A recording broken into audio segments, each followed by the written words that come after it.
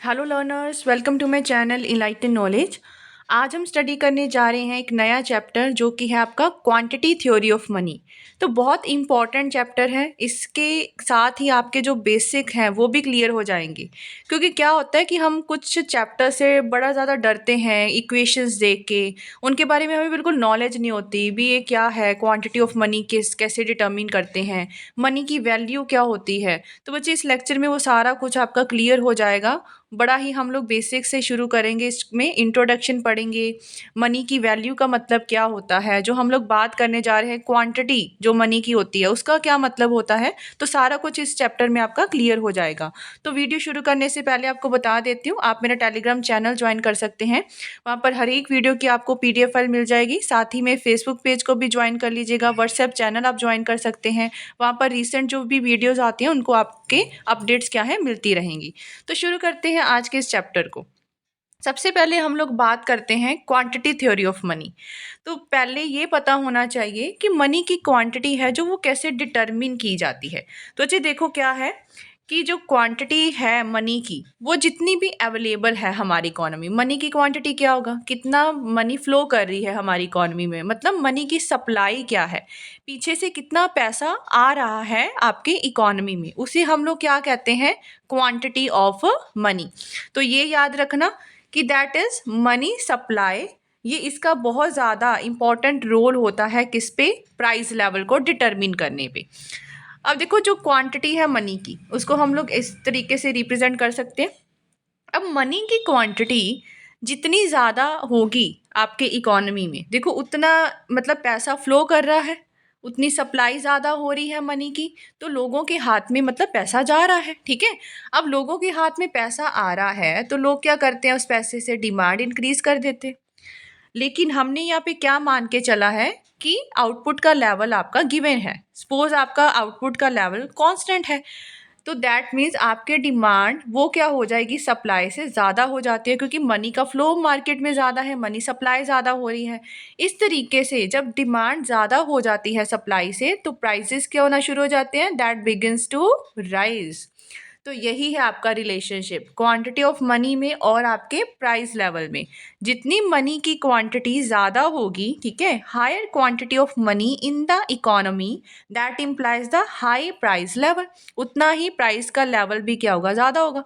और जितनी मनी की क्वांटिटी बच्चे कम होगी, उतना ही आपका प्राइस का लेवल भी क्या होगा, कम होगा। तो ये था जो डायरेक्ट रिलेशनशिप पाया जाता है किसमें, क्वांटिटी ऑफ मनी में और आपके प्राइस लेवल में। अब दूसरी तरीके से हम लोग देखते हैं। अब दूसरा रिलेशन क्या होता है मनी का, वो होता है अवेलेबिलिटी ऑफ मनी और प्राइस लेवल का। अब जो अवेलेबिलिटी ऑफ मनी और प्राइस लेवल है उसको हम लोग डिटरमिन करते हैं वैल्यू ऑफ मनी से। ठीक है, भी मनी की वैल्यू क्या है इकोनॉमी में। अब जैसे कि हम बात करते हैं वैल्यू की, तो मनी की जो वैल्यू है ना, वो ढूंढा जाता है आपके प्राइस लेवल से। जैसे कि हम यहाँ देखो, the price level in the economy determines the value of money. अब जितना बच्चे हायर प्राइस लेवल होगा, कीमतें ज़्यादा है इकोनॉमी में, उतना ही आप गुड्स एंड सर्विसेज को कम खरीद सकते हो। क्लियर है, सेम कमांड ऑफ मनी से जैसे पहले चल रहा था प्राइस, ठीक है, अब प्राइस बढ़ गया उस चीज़ का, तो आप क्या कर सकते हो, आप उसी प्राइस उसी इनकम लेवल से कम चीज़ें खरीद सकते हो। तो इसका मतलब क्या हुआ, हाई प्राइस लेवल का मतलब है less goods and services a unit of money command in the economy. आप लोग उतनी ही चीज़ें क्या है, कम खरीद पाओगे ना, क्योंकि उन चीज़ों का प्राइस क्या हो चुका है, बढ़ गया है। तो इसी तरीके से ये दोनों चीज़ें क्या होती हैं, इन्वर्सली रिलेटेड होती हैं। मतलब वैल्यू ऑफ मनी, ठीक है, वैल्यू ऑफ मनी और प्राइस लेवल, और प्राइस लेवल इसमें क्या रिलेशन पाया जाता है, इन्वर्स रिलेशनशिप पाया जाता है। क्योंकि जब प्राइस बढ़ जाते हैं, मनी की वैल्यू क्या हो जाती है, कम हो जाती है, क्योंकि आप अब कम गुड्स एंड सर्विसेज को कमांड कर सकते हो। अब इस पूरे के पूरे, ये तो था इंट्रोडक्शन पार्ट। अब हम डिटेलिंग में पढ़ते हैं कि वैल्यू ऑफ मनी होता क्या चीज़ है, एग्जाम्पल से समझने की इसको कोशिश करते हैं। ठीक है, अब हम बात करते हैं बच्चे, what is value of money, money की वैल्यू होता क्या है। तो क्राउथर ने बताया है that value of money is what it will buy, कि क्या आपका जो पैसा है वो कितना खरीद पा सकता है। So that is the value of money is what it will buy, ये कितना खरीद सकता है। तो जो अमाउंट है गुड्स एंड सर्विसेज का, कितना आप अमाउंट खरीद पा रहे हो अपने एक यूनिट ऑफ मनी से, उसी को क्या कहते हैं भी मेरी मनी की वैल्यू क्या है। मतलब कितनी गुड्स एंड सर्विसेज आपका एक यूनिट मनी का खरीद पा रहा है। जैसे कि सपोज करो, इफ़ इन एक्सचेंज फॉर 1 रुपी, हम यहाँ पे क्या लेके चले हैं, 1 रुपी लेके चले हैं। अब 1 रुपी से सपोज करो कि आप लोग 2 पेंसिल्स खरीद सकते हो, तो आपके यूनिट ऑफ मनी या आपके 1 रुपी की कितनी वैल्यू हो गई, 2 पेंसिल्स। ठीक है ना, 2 पेंसिल्स ही होगी वैल्यू कि कितनी वो गुड्स एंड सर्विसेज खरीद पा रहा है आपका 1 यूनिट ऑफ मनी। तो इसी को हम लोग क्या कहते हैं बच्चे, वैल्यू क्या है आपकी मनी की, कितना वो मतलब खरीद पा रहा है। अब value of money and price level में क्या रिलेशनशिप पाया जाता है, जैसे कि हमने पीछे भी डिस्कस किया कि इन दोनों में इनवर्स रिलेशनशिप देखने को मिलता है। तो अब वैल्यू है जो डिफरेंट गुड्स एंड सर्विसेज की, उसको हम रिप्रेजेंट करवाते हैं मनी की फॉर्म में। लेकिन मनी की वैल्यू को मनी की फॉर्म में रिप्रेजेंट नहीं किया जा सकता, क्योंकि हमने पढ़ा है भी वैल्यू ऑफ मनी को हम लोग किस तरीके से देखते हैं, कितनी गुड्स और सर्विसेज आप लोग खरीद सकते हो, इसी तरीके से देखते हैं ना। तो यहाँ तो अब कन्फ्यूज़न हो जाएगी। क्यों कन्फ्यूज़न होगी, क्योंकि गुड्स एंड सर्विसेज तो कितनी ज़्यादा है हमारे इकोनॉमी में, मिलियंस हैं, millions and millions of expressions हैं। तो किस तरीके से आप लोग वैल्यू को डिटरमिन करने जा रहे हो। तो इसको ओवरकम करने के लिए हम क्या लेके आए हैं, कलेक्टिव वैल्यू ऑफ मनी, कि आज जोड़ के, जैसे हम कहते हैं ना कोई एवरेज निकाल लेनी किसी चीज़ की, वो कलेक्ट करके हम लोग ये देखेंगे भी किस तरीके से हम लोग मनी की वैल्यू को डिटरमिन कर सकते हैं। अब हमने क्या किया भी, जो भी हमारी गुड्स एंड सर्विसेज डेली के यूज़ में आती है ना, उनको ले लिया, मतलब वो कुछ चीज़ें हम लोगों ने उठा ली। अब उनका क्या किया, हमने एवरेज प्राइस निकाला, ठीक है भी कितना इसका एवरेज आ पा रहा है, और उसी चीज़ को, उसी प्राइस को हम लोग क्या कहते हैं बच्चे, जनरल प्राइस लेवल। तो ये भी आपने टर्म बड़ी बार सुनी होगी कि जनरल प्राइस लेवल होता क्या है, जब हम उनमें से कुछ रिप्रेजेंटेटिव जैसे होते हैं ना सैम्पल्स, ऐसे निकाल लेते हैं, उनका एवरेज लेते हैं और उसी को देखते हैं भी इस तरीके से इतना प्राइस लेवल चल रहा है, मनी की वैल्यू क्या होने जा रही है। तो इस चीज़ को क्या कहते हैं, जनरल प्राइस लेवल। तो हमें क्या पता लगा इस चीज़ से अब कि इनवर्स रिलेशनशिप पाया जाता है किस में, वैल्यू ऑफ मनी में और आपके general price level of goods and the services में। ठीक है, that means when general price level fall, अब प्राइस क्या हो गया, कम हुआ, तो इसका मतलब आप लोग ज़्यादा, एक यूनिट से ज़्यादा गुड्स एंड सर्विसेज खरीद पाओगे, आपकी मनी की वैल्यू क्या हो जाएगी, बढ़ जाएगी। प्राइस कम होगा तो मनी की वैल्यू बढ़ेगी, प्राइस ज़्यादा होगा तो मनी की वैल्यू कम हो जाएगी, मतलब इन्वर्स रिलेशनशिप है। तो मनी की वैल्यू को लिखते कैसे हैं, 1/p, ठीक है ना, इन्वर्स रिलेशनशिप शो किया गया है। और प्री यहाँ पे क्या है बच्चे, आपका प्राइस लेवल है। अब देखते हैं कि कुछ थ्योरीज दी गई है मनी की वैल्यू को डिटर्मिन करने के लिए।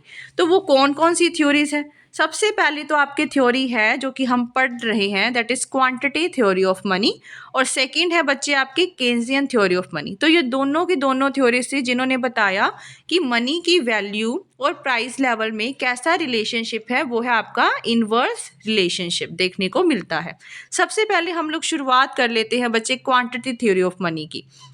अब जो क्वांटिटी थ्योरी ऑफ मनी है, बहुत ही ज़्यादा ये ओल्डेस्ट थ्योरी है, पुरानी थ्योरी है। जब भी हम बात करते हैं मनी की वैल्यू को डिटरमिन करने के लिए, और ये आई कब थी, इट वॉज प्रपाउंडेड इन 1566, और किसने प्रपाउंड की थी, by a French economist Jean Bodin. उसके बाद भी देखो और इकोनॉमिस्ट आते गए, फिर आए आपके इटालियन इकोनॉमिस्ट डेवंजिटी, उन्होंने किया था 1588 में। फिर आपके आए English economist that is John Locke, उन्होंने किया था 1691 में, और डेविड ह्यूम ने किया था 1752 में। अब 20th सेंचुरी की बात की जाए तो ये थ्योरी को काफ़ी और इकोनॉमिस्ट के द्वारा भी डिस्क्राइब की गई है, जैसे इरविंग फिशर हो गया, मार्शल, पिगू, रॉबर्टसन हो गया। लेकिन आपके जो मॉडर्न क्वांटिटी थ्योरी है, या जिनकी हम लोग बात करते हैं थ्योरीज में, वो है आपके प्रोफेसर मिल्टन फ्रीडमैन, जिन्होंने आपको क्या दी थी, मॉडर्न क्वांटिटी थ्योरी दी थी। अब क्वांटिटी थ्योरी ऑफ मनी हमें बताती क्या है, देखो according to quantity theory of money, there is direct and proportional relationship between quantity of money and general price level, जो कि हमने देखा है कि क्या है, जितनी मनी की क्वांटिटी ज़्यादा होगी, लोग डिमांड ज़्यादा करेंगे, तो demand greater than supply and prices begin to rise. तो इनमें क्या होता है बच्चे, डायरेक्ट रिलेशनशिप पाया जाता है। और साथ ही में हमने एक और चीज़ पढ़ी है, that there is an inverse proportionate relation between quantity of money and the value of money. ये तो हमें अब पता ही लग गया। क्वांटिटी ऑफ मनी और वैल्यू ऑफ मनी में कैसा रिलेशनशिप है, इनडायरेक्ट है। कैसे, क्वांटिटी ऑफ मनी बढ़ जाती है तो प्राइस आपका क्या होगा, बढ़ेगा ना। प्राइस बढ़ेगा तो एक यूनिट ऑफ मनी में आप लोग कम गुड्स एंड सर्विसेज खरीद पाओगे, तो मनी की वैल्यू क्या हो जाएगी बच्चे, कम हो जाएगी। तो quantity of money and value of money में कैसा रिलेशन है, इनवर्स, लेकिन वो प्रोपोर्शनेट है। जैसे कि हमने ये लिखा था ना, वैल्यू ऑफ मनी किसके बराबर होती है, 1/p। ओके, है रिलेशन इनका inverse, but that changes up to proportionate increase और डिक्रीज आता है। तो ये थ्योरी हमें बताती क्या है, that with every increase in quantity of money there is proportionate increase in the price level. Quantity of money जितनी भी रेट से बढ़ेगी उतने ही रेट से प्राइस लेवल बढ़ेगा, और क्वांटिटी ऑफ मनी जितने भी लेवल से डिक्रीज होगी उतने ही लेवल से क्या है, आपका प्राइस लेवल भी डिक्रीज होगा। तो प्रोपोर्शनेट इंक्रीज या डिक्रीज आएगा। नेक्स्ट अब हम बात कर लेते हैं कि दो वेरिएंट्स क्या है क्वांटिटी थ्योरी ऑफ मनी के, कि किस तरीके से हम इसको डिस्क्राइब कर सकते हैं। तो दो आपके जो वेरिएंट्स है क्वांटिटी थ्योरी ऑफ मनी के, सबसे पहला है बच्चे ट्रांजैक्शन अप्रोच, या फिर जिसको हम लोग क्या कहते हैं, फिशर्स की इक्वेशन। सेकंड है बच्चे आपका कैश बैलेंस या फिर कैम्ब्रिज इक्वेशन। तो आज के लेक्चर में बात करते हैं ट्रांजैक्शन अप्रोच या फिर फिशर्स की इक्वेशन के बारे में।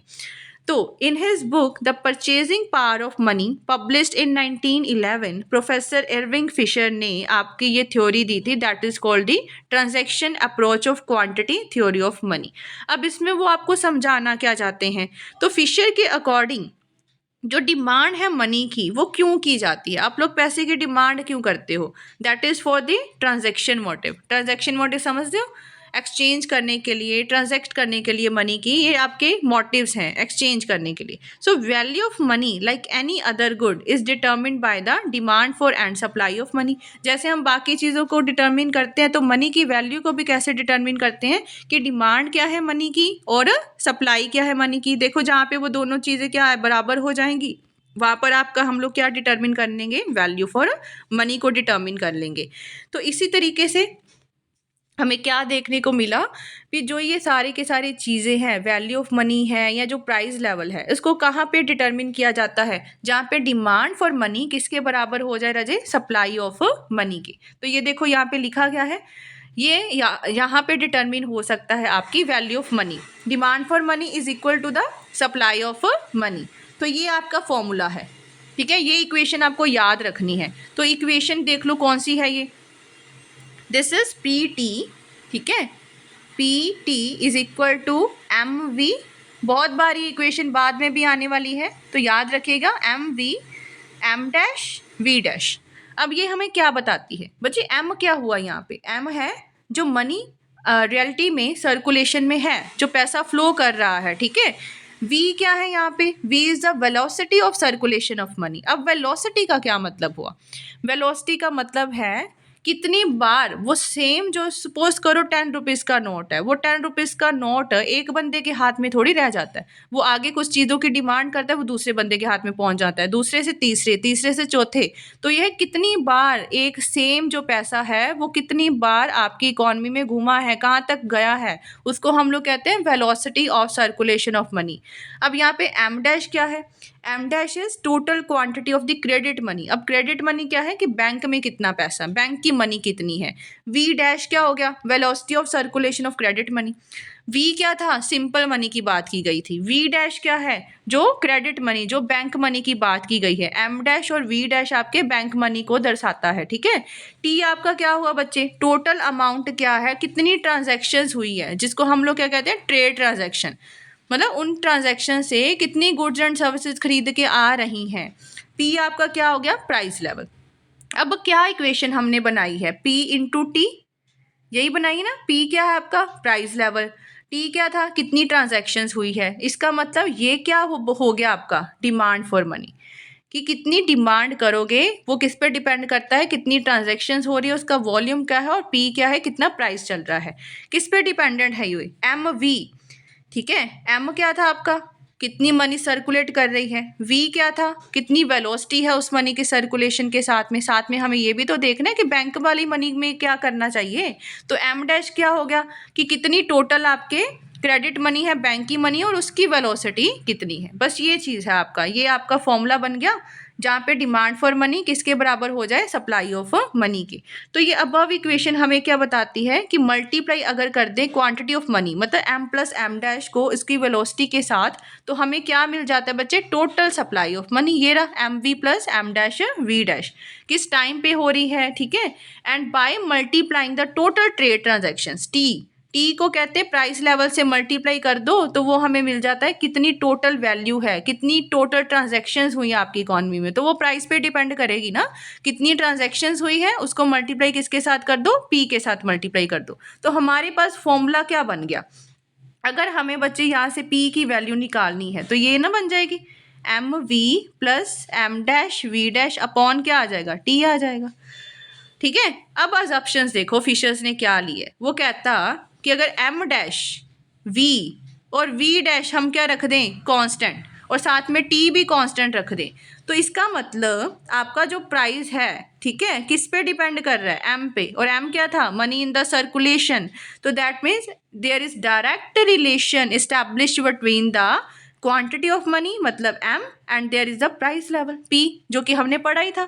तो यही तो वो बताना चाह रहा था, जितनी मनी की क्वांटिटी ज़्यादा होगी उतना प्राइस लेवल भी ज़्यादा होगा, तो प्रोपोर्शनेट इंक्रीज आ गया। ये आया कैसे, जब हमने बाकी सारी चीज़ों को क्या रखा है बच्चे, कांस्टेंट रखा है। और उसी तरीके से अगर मैं कहूँ वैल्यू ऑफ मनी ढूंढो, तो वैल्यू ऑफ मनी का और आपके प्राइस लेवल का इन्वर्स रिलेशनशिप होता है, तो वो क्या आ जाएगी, 1/p आ जाएगी। ठीक है, that is called the value of money. अब हम इसको एक एग्जाम्पल के जरिए समझ लेते हैं। अब बच्चे देखो, सपोज करो कि आपके पास एम की वैल्यू दे रखी है 100। एम क्या था, मनी इन द सर्कुलेशन, वो 100 है। कितनी वेलोसिटी, कितने टाइम्स वो फ्लो करी है मार्केट में, वो है 8 बार। एम डैश क्या है, बैंक वाली, ठीक है, क्रेडिट मनी, वो कितनी दे रखी है, 200 रुपीज़। वो कितनी बार फ्लो करी है बच्चे, that flows by the V is equal to 4 times. ठीक है, ये रहा सारा कुछ, मतलब दिया हुआ है, आपने जस्ट फॉर्मूला अप्लाई करना है। टी कितना दिया हुआ है, दैट इज इक्वल टू 400। और टी क्या था, टोटल अमाउंट कितना है ट्रेड ट्रांजैक्शन का, ट्रांजैक्शंस कितनी हो रही हैं आपकी इकोनॉमी में। अब हमें यहाँ से ढूंढना क्या है, प्राइस। तो ये वाला फॉर्मूला अप्लाई करो, M V plus M dash V dash upon T. तो आपका एम कितना था, 100, ठीक है, वी कितना था 8, प्लस एम डैश कितना है 200, वी डैश कितना है 4, अपॉन क्या आ जाएगा 400। तो ये बन गया आपका 800, 800 प्लस 800 अपॉन 400, 800 प्लस 800 कितना होता है 1600। ठीक है, 1600 अपॉन क्या आ जाएगा 400, तो निकला कितना, ₹4।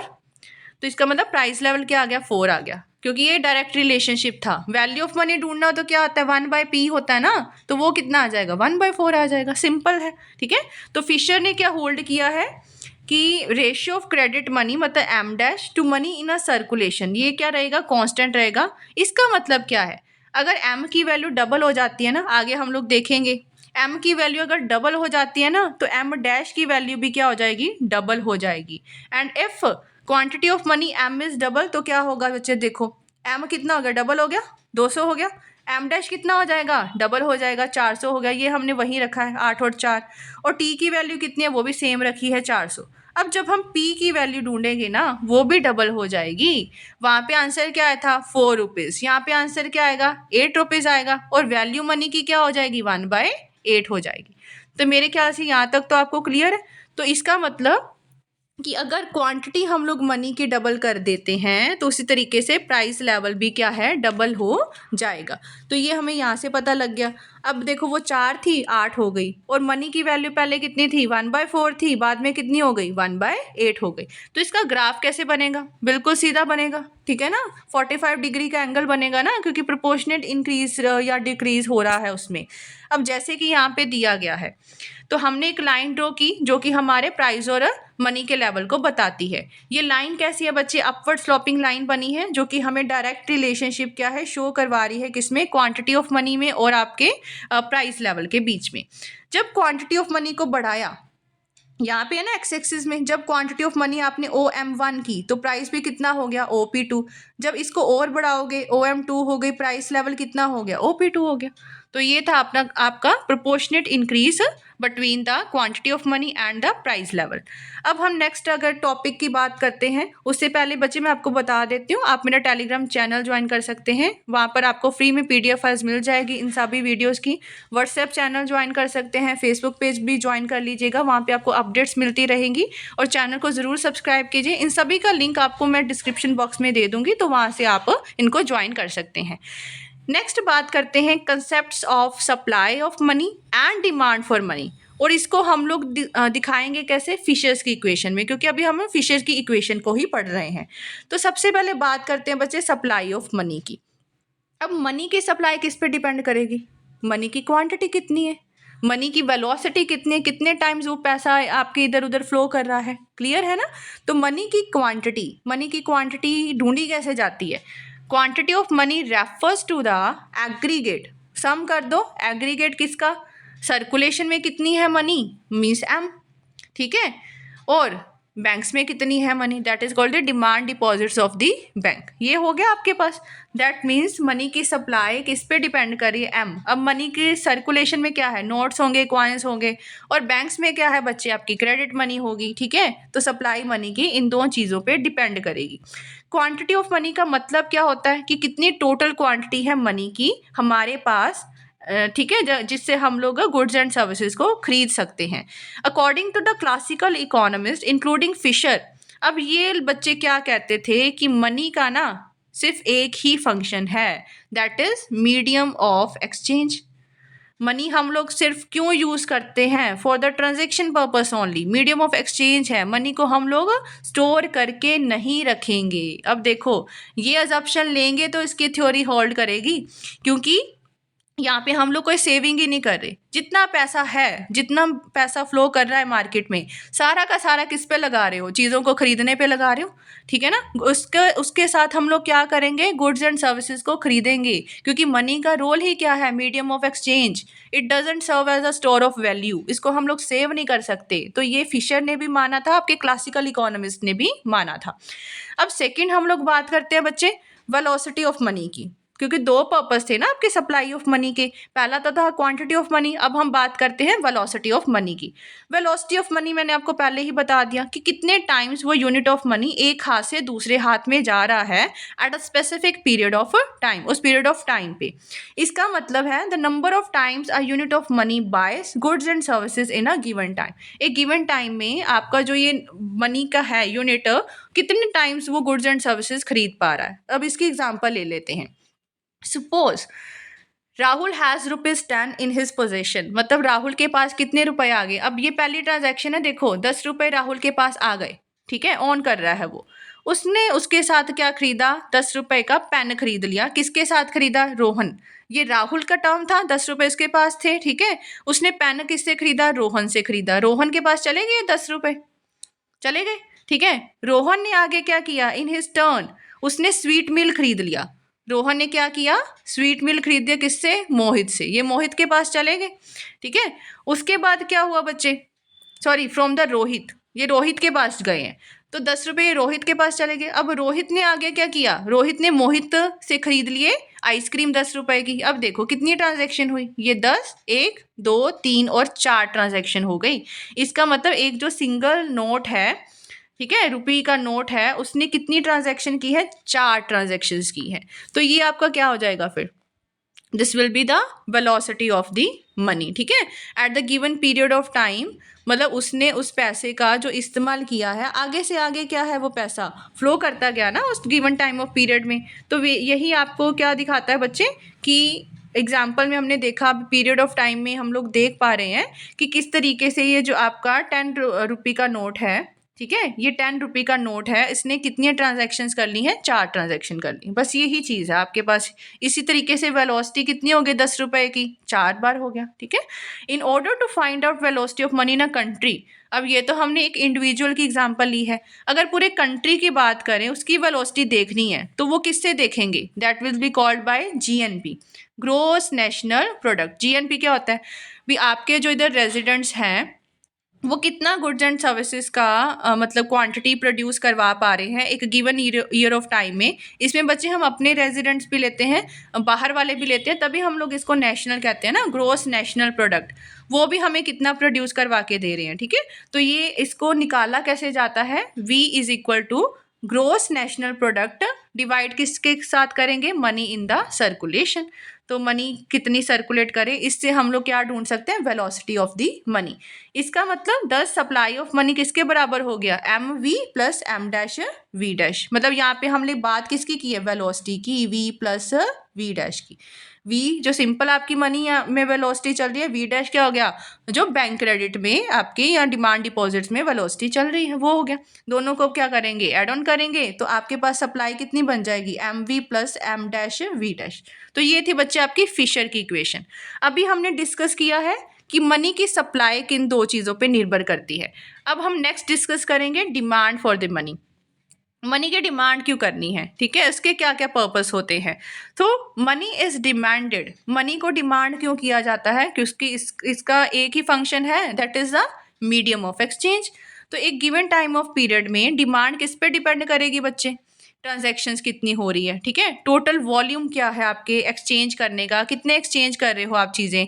अब जो ये वॉल्यूम है ये भी दो चीज़ों पे डिपेंड करता है। सबसे पहली चीज़ है ट्रेड ट्रांजैक्शन, जिसको हम लोग टी माना था, वो किया था ना फॉर्मूला पीटी। तो पीटी क्या बताता था, डिमांड फॉर द मनी। ठीक है, ये टी है आपका। ट्रेड ट्रांजैक्शन या फिर टी क्या होता है, total physical volume of goods and services sold for money during a specified period of time. कितने आपने गुड्स एंड सर्विसेज को बेचा है, ठीक है, उसके साथ आपको कितनी मनी आई है, ये थी बच्चे आपके trade transaction. And number of times a good is sold during a given time, कितने बार वो गुड को सोल्ड किया गया है उस गिवन टाइम ऑफ पीरियड में, उसको हम लोग क्या मानते हैं, ट्रेड की ट्रांजैक्शंस, कि कितनी ट्रांजैक्शंस अक्कर हुई हैं उस चीज़ को खरीदने के लिए। क्लियर हो गया। सेकेंड चीज़ है बच्चे आपका प्राइस लेवल। और प्राइस लेवल हम क्या लेते थे, जब जनरल प्राइस लेवल निकालते कहते कैसे थे, एवरेज प्राइस लेवल से। So P is the average price of each unit of T in a specified period. मतलब ब्रॉड सेंस में हम लोग कह सकते हैं इसको जनरल प्राइस लेवल कहा जाता है। तो डिमांड मनी की किन पे डिपेंड करती है, पी इंटू टी। एक आपका प्राइस लेवल हो गया, दूसरा आपका ट्रेड ट्रांजैक्शंस हो गया। तो ये दोनों की दोनों चीज़ें होंगी। अब जो नेक्स्ट हम लोग पढ़ने जा रहे हैं वो है कि अजम्पशंस क्या है क्वांटिटी थ्योरी ऑफ मनी की, इसने क्या क्या चीज़ें लेके चलनी है। ठीक है, तो ज़्यादातर जो क्वांटिटी थ्योरी ऑफ मनी जो अभी हम पढ़ रहे हैं ना, वो एक क्लासिकल वर्जन है। तो सबसे पहली चीज़ है कांस्टेंट। और कांस्टेंट क्या है, कांस्टेंट वेलोसिटी और constant V and V dash, जो हमने पहले भी देखा था बच्चे, इक्वेशंस करते टाइम ही हमने देखा था ना कि वी और वी डैश को ये लोग कांस्टेंट रखते हैं। इसमें अज्यूम किया गया है कि वेलोसिटी ऑफ करेंसी मतलब वी, और जो वेलोसिटी है आपकी क्रेडिट मनी या बैंक मनी की, वो क्या रहेंगे, कांस्टेंट रहेंगे। Second assumption is full employment. तो हम एक यूजुअल स्टेट लेके चले इकोनॉमी की, कि इकोनॉमी में क्या पाई जाती है, फुल एम्प्लॉयमेंट, मतलब रिसोर्सेज का आप लोग अच्छी तरीके से यूटिलाइज कर पा रहे हैं वो सारा कुछ। थर्ड है आपके पास कांस्टेंट ट्रेड ट्रांजैक्शंस। अब फुल एम्प्लॉयमेंट चल रहा है तो फिशर क्या मानता है कि स्पेसिफाइड पीरियड ऑफ टाइम में जो वॉल्यूम है गुड्स की, मतलब आपके जो ट्रांजैक्शंस हैं, वॉल्यूम है गुड्स सर्विसेज की, ठीक है, वो सारा कुछ क्या रहने वाला है, कांस्टेंट। और लास्ट है बच्चे constant proportion between M and M dash. मतलब जितने प्रोपोर्शन से एम बढ़ेगा ना मनी इन सर्कुलेशन, उतने ही प्रोपोर्शन से एम डैश भी बढ़ेगा, that is money in circulation of the bank deposits या फिर credit money. So the theory was based on the assumption that every change in the quantity of bank money मतलब m dash is in the proportion to change in the quantity of a currency. उतना ही change किस में आएगा, quantity of currency में। And when the quantity of currency expands, जब आपकी quantity जो currency की है वो ज़्यादा होगी, एक्सपैंड होगी, उतना ही प्रोपोर्शनेट इंक्रीज किस में आएगा, बैंक मनी। मतलब ये दोनों एक दूसरे के साथ बिल्कुल ही रिलेट करेंगे। ठीक है, ऑन द कॉन्ट्रेरी अगर बच्चे करेंसी जो आपकी कॉन्ट्रैक्ट करती है उसी के साथ आपके क्या है बैंक मनी भी कॉन्ट्रैक्ट करेगी, मतलब दोनों में सेम प्रोपोर्शनेट वैल्यू चलेगी। क्योंकि ये हो गया क्यों, क्योंकि लोग अपना पैसा क्या है विड्रॉ करना शुरू कर देंगे। अगर देखो वो करेंसी क्या है कॉन्ट्रैक्ट हो रही है तो पैसा मनी की फॉर्म में जो मनी की सप्लाई वो भी कॉन्ट्रैक्ट ही होगी ना, तो मनी इन सर्कुलेशन भी धीरे धीरे कम होना शुरू हो जाएगी। So consequently there is fall in the quantity of bank money. तो हमारे कहने का मतलब क्या है, एम और जो एम डैश है बिल्कुल एक साथ में ही काम करेंगे, उनमें कांस्टेंट प्रोपोर्शन का इंक्रीज भी आएगा और डिक्रीज भी आएगा। तो क्लियर हो गया होगा आपको। बाकी इसके क्रिटिसिज्म रह गए जो कि मैं आपको नेक्स्ट वीडियो में पूरे अच्छे तरीके से क्लियर कर दूंगी। कोई भी कंफ्यूजन हो आप मुझे कमेंट सेक्शन में पूछ सकते हैं। Thank you so much and like share and comment and press the bell icon ताकि हर वीडियो की नोटिफिकेशन आपको टाइम टू टाइम मिलती रहे। Thank you.